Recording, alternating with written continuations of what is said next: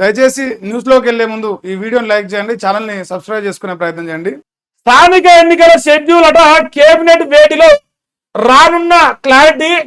తొలుత MPTC, ZPTC, ఆ తర్వాత సర్పంచ్ ఎలక్షన్స్ కు ఛాన్స్ అట. బీసీ రిజర్వేషన్లు 42% పెంచుతూ జీవో ఇవ్వాలని భావిస్తున్న ప్రభుత్వం. ఇంకా జీవో లేదు, మను లేదు, మీ సింపుల్ చెప్తుండ్రి. కాంగ్రెస్ పార్టీ పంచాయతీ ఎన్నికల్లో ఓడిపోతుంది దేశాలకు. ఇది పోస్ట్ పోన్ అవుతుంది, ఇదేం ముందర పడదు. సెప్టెంబర్ 31 ఎన్నికలు రావు. వాళ్ళు ఢిల్లీకి వచ్చారు, సంఘ్వీనో మాట్లాడిరు. వాడు మరి ఏం చెప్తాడో రేపు సుప్రీంకోర్టు పోతారు. వాళ్ళు ఎక్స్టెన్షన్ తీసుకొచ్చుకుంటారు. ఎందుకంటే వీళ్ళకు ఉచ్చవార్తాన్ని ఎన్నికలంటే 1, 2, 3 కూడా పడతాయి. అన్ని రకాలుగా వీళ్ళు అదురులో ఉన్నారు.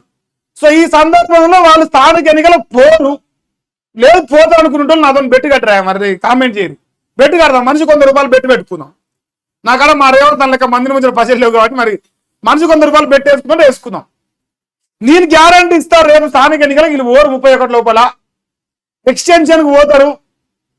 అది ఎక్స్టెన్షన్ అవుతుంది. ఇది ఇంకో గుడ్డు గుర్రాల పనులు చదివిన వాళ్ళు గాడిద గుడ్డు చేతులు పెడతారు అంతే. ఇక 42% రిజర్వేషన్ అంటారా, ఇది ఏం తెచ్చినా ఏం జరిగినా లాస్ట్కి ఫైనల్ డెసిషన్ ఏంటంటే కాంగ్రెస్ పార్టీ పరంగా 42% రిజర్వేషన్ ఇస్తాం, ఇగో బీజేపీ, బీఆర్ఎస్ బీసీలకు ద్రోహులు అని చెప్పేసి చెప్తారు అంతే. తద్వారా ఎన్నికల్లో ఓట్లు పడాలి. పని చేతగాలే కదా, మరి పని చేయలే కదా. ప్రజలు ఏమనుకుంటారు అంటే ఓకే మీరు 42% ఇస్తారు, మరి మీ కాంగ్రెస్ పార్టీ వాడు మీ చింతపండు మళ్ళీ ఉత్సవాలు సెలబ్రేట్ లోకం అడుగుతాను, దానికి సమాధానం కావాలి.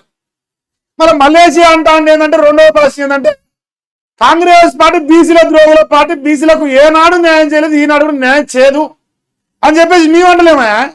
మీ కాంగ్రెస్ పార్టీ ఎమ్మెల్సీ చింతపండు మళ్ళీ అంటాను, మీ కూడా మీ నోట్లో మన్ను పోతాను, ఇక మాకేం సంబంధం చెప్పారు. మీ కొని మీరు కోసుకొని తింటే మాకేమైనా అవసరమానే. ఇది ఇక బీసీ రిజర్వేషన్ లెక్క, దొంగ లెక్క. దానిపై ఎవరైనా కోర్టుకు వెళ్తే అది ఆగిపోతే పార్టీ పరంగా నేను ఏం చెప్పినా ఇగో గూట్లో ఉన్న రాయి ఇవ్వాలి, ఫస్ట్ గూట్లో దిక్కి తర్వాత ఏటో అని చోలి మాటలేదు. అది ఇయనే లేదు, అప్పుడే కోర్టుకు పోతారు, దానికి వచ్చేస్తారు. కోర్టుకు పోతారు, దానికి వచ్చేస్తారు. మనం ఈ పార్టీ పరంగా అంతే. ఇప్పుడు బీఆర్ఎస్ వాళ్ళు బీజేపీ వాళ్ళు అంగా ఇద్దరు వచ్చి కోర్టు వేరని చెప్తారు రేపు. కానీ మనం దద్దామని ఒప్పుకోం కదా, మనం దద్దామని ఒప్పుకుంటే ఎట్లా. ఇక ఎన్నికల ప్రక్రియ స్పీడప్ చేసిన రాష్ట్ర ఎన్నికల సంఘం సెప్టెంబర్ 2న ఓటర్ల తుది జాబితా ప్రకటించాలని ఆదేశాలు జారీ చేసిందట. ప్రచురించాలని. అయితే 2 తారీఖు నాడు ఓటు ఓడేస్తాడు, ఓటు ఎవడేడు, ఎవడు దొంగ, ఎవడు దొర అన్ని బయటపడతాయి. మరి మీకు ఇంకా కూడా 28 రోజులు టైం ఉంటుంది, 29 రోజులు టైం ఉంటుంది. దొంగ ఓట్లు, ఓడ్చోరి అంటారు కదా, మరి దానిపైన ఏమన్నా మునగాలు అయితే మరి మాట్లాడరు. 2 తారీఖు వరకు మీరు ఏమైనా వీకగలిగితే వీకురి మరి అట్లన్నా. ఎందుకంటే దొంగ ఓట్ల పైన మునగాలు అంత పొడి ఎగురుతురు కదా, ఆ ఎగిరే మునగాలు దీనిపైన కూడా స్పందించరు ఎవడన్నా. మనం తెలివికాడు ఉంటే చూద్దాం అట్టన్నా. ఇంకా చూడరా, సెప్టెంబర్ 2న ఇదైతుంది. అయితే మొత్తంగా సెప్టెంబర్ 1st వీక్ లో మన ప్రాసెస్ తెలిసిపోతుంది. పంచాయతీలు 12,760 గ్రామాలు ఉన్నాయి తెలంగాణ రాష్ట్ర వ్యాప్తంగా, కల్వకుంట్ల చంద్రశేఖరరావు పెంచినట్టుగా. ఇక ఎంపీటీసీలు 5,763 ఉన్నాయి, జెడ్పీటీసీలు 565 జెడ్పీటీసీలు ఉన్నాయి. మరి ఇవన్నిటికీ రేపు ఎన్నికలు రాబోతా ఉన్నాయి. రేపు నాకు తెలిసి అయితే 10% వస్తే ఆడికే గొప్ప, అంతకంటే ఎక్కువ ఏమైనా వస్తే బోనస్.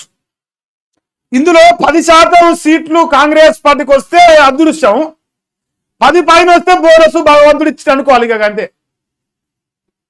వాళ్ళకి అందుకే ఉత్సవాడుతుంది ఎన్నికలంటే, ఊకనే పడుతుంది అనుకుంటున్నారు.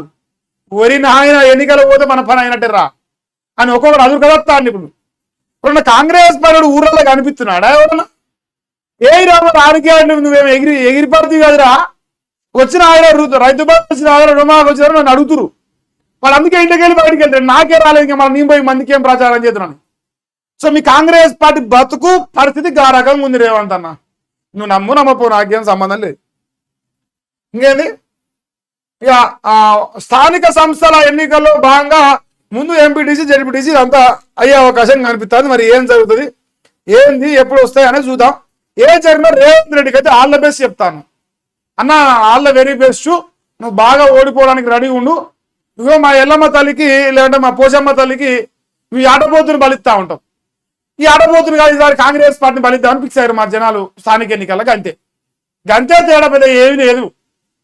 ఫిక్స్ అయిపో. ఇంకా ఏముంది నాయన, చాలా పైన వరకు లైన్ క్లియర్ అయిందట. ఆ పాత ఓఆర్ఆర్ చట్టంపై దాఖలైన పిల్లు కొట్టేసిన హైకోర్టు కొత్త చట్టం తెచ్చినందున పాత యాక్ట్ పై పిటిషన్ చెల్లదని తీర్పు.